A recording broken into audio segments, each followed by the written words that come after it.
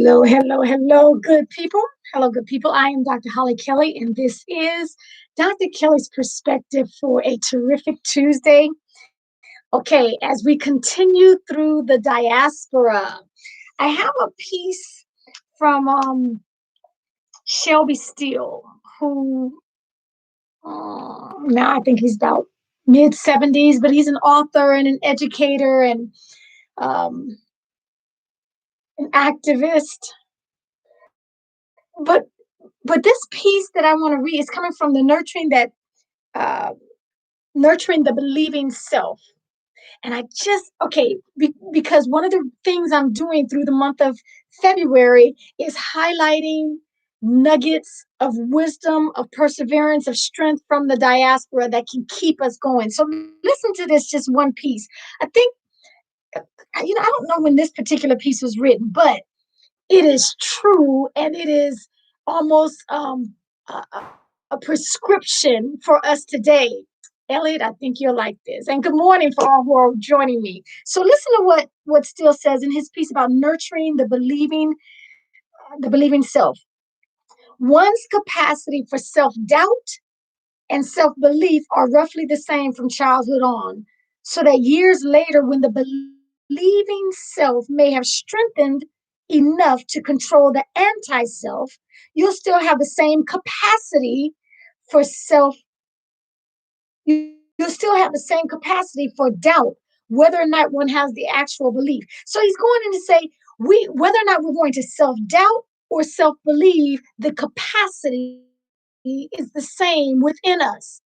If we're going to doubt ourselves and denigrate ourselves and put ourselves down, we also have that same capacity to believe in ourselves and to strengthen ourselves and push ourselves forward.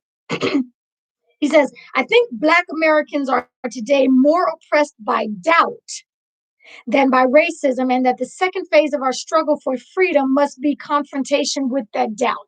Now, there is no doubt that racism is alive and well in this nation and around the globe. But because if you've worked with me, followed me for a millisecond, you know I'm always going to hold the mirror up and say, well, what about me? What can I do?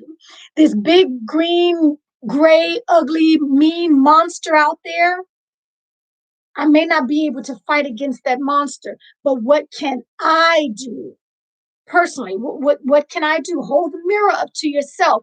And though we may not be able to defeat racism or any of the other isms today, from our diaspora, we know that we have wealth and wisdom and strength, determination, perseverance as a reservoir for us to reach back to and grab a nugget from. And the doubt, we have the capacity to overcome our own doubt. That we can do. So he says the one's capacity for self-doubt and self-belief are roughly the same. And so I want to encourage you today. I want to encourage you, remind you today that regardless of all the isms, regardless of all the traps that are out there and waiting for us to fall into, we have been given the capacity to believe or to doubt. And the thing is, they are both muscles.